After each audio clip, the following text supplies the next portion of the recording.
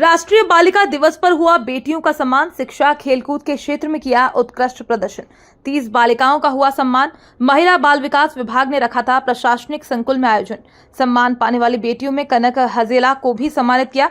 महिला बाल विकास विभाग की संभागीय संयुक्त संचालक संध्या व्यास बोली, सप्ताह भर से जारी थे हमारे आयोजन, जिनमें माहवारी जागरूकता अहम था। सम्मान कार्यक्रम बेटियों का मनोबल बढ़ाने की दिशा में कदम है।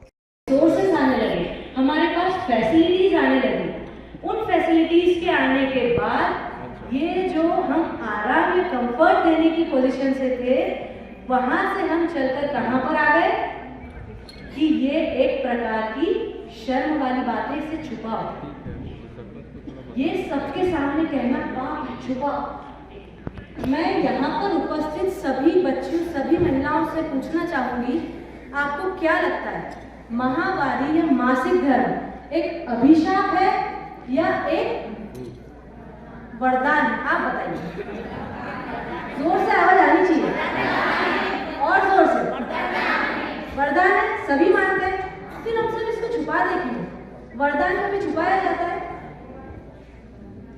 हम सब इसमें खुलकर बात क्यों नहीं करते? क्योंकि हमारे दिमाग में एक बिलीफ सिस्टम बन गया है। और ये जो कार्यक्रम है, ये बालिका दिवस का आयोजन है, राष्ट्रीय बालिका दिवस का, और सप्ताह हमने इसको मनाया है 19 तारीख से, और विभिन्न गतिविधियां बालिकाओं के संबंध में की है।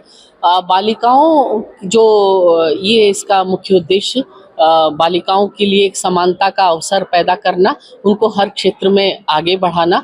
और ये जो आज प्रोग्राम किया जा रहा है, यहाँ विभिन्न क्षेत्रों में जिन बालिकाओं ने अच्छा काम किया है उनको सम्मानित करने का काम किया जा रहा है, ताकि बालिकाएं, ये जो बालिकाएं अच्छा काम कर रही हैं, ये समाज में प्रकाश स्तंभ का काम करें और लोगों को ये मालूम पड़े कि बालिकाएं हर क्षेत्र में कितना अच्छा काम कर सकती हैं, चाहे वो पढ़ाई का क्षेत्र हो, चाहे खेलकूद का क्षेत्र हो, ये सारे क्षेत्रों में। जो हमने 19 तारीख से गतिविधियां की थी, उसमें अलग अलग गतिविधियां हैं। उसमें एक गतिविधि ये भी थी कि माहवारी के संबंध में उसमें जागरूकता और उसके संबंध में किया जाए। ये जो टैबू है, इसको हटाया जाए कि उसके कारण जो बालिकाओं को हर तरीके से अवरुद्ध कर देते हैं कि यहाँ नहीं जाना, वहाँ नहीं जाना।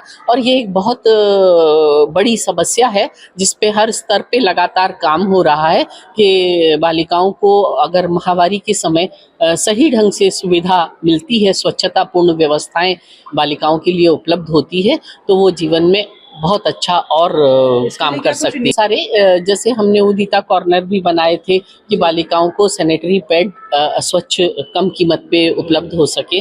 NRLM के जो समूह हैं वो सैनिटरी पैड बना रहे हैं ताकि उनको भी व्यवसाय उपलब्ध हो, और ये हर आंगनवाड़ी पे उदिता कॉर्नर बनाए गए हैं जहां से बालिकाएं अपने लिए सैनिटरी पैड लेती हैं। इंदौर जैसे शहर की तो बात ठीक है, और यहाँ के भी जो स्लम है वहाँ पर बालिकाओं के लिए ये बहुत अच्छी सुविधा है। और चूंकि मैं संभागीय अधिकारी हूँ, तो मैं ये बताना चाहूँगी कि जो हमारे दूर दराज के ट्राइबल क्षेत्र हैं, वहाँ ये सुविधा बहुत अधिक काम कर रही है कि वहाँ ये बालिकाओं को उपलब्ध हो रहा है। तो बालिकाओं के संबंध में बेटी बचाओ बेटी पढ़ाओ जो अभियान है, उसके तहत ही ये सारे कार्यक्रम हैं, और लगातार इस तरह के कार्यक्रम किए जाते हैं। और इन सब का परिणाम ये है कि हमारे यहाँ पे इंदौर में जो चाइल्ड सेक्स रेशियो है, सेक्स रेशियो एट बर्थ है, तो चाइल्ड सेक्स रेशियो नहीं, सेक्स रेशियो एट बर्थ मतलब जितने लड़के जन्म लेते हैं उनके कंपैरिजन में कितनी लड़कियां जन्म ले रही हैं, इसका बहुत सुधार हुआ है। NFHS 4 का जो सर्वे था, उसमें 1000 लड़कों पर 846 लड़कियां जन्म ले रही थी, जबकि अब ये हो गया है 1000 पर 996, यानी हम, हाँ, बहुत बढ़ गया है। ये जो सारे प्रयास हुए हैं, और जो भ्रूण कहना चाहिए कि वो जो सेक्स डिटर्मिनेशन और ये सारी चीज़ों पे जो प्रतिबंध लगे हैं, उस सारी चीज़ों का ये परिणाम है कि इतना ज़्यादा सुधार इंदौर में हुआ है।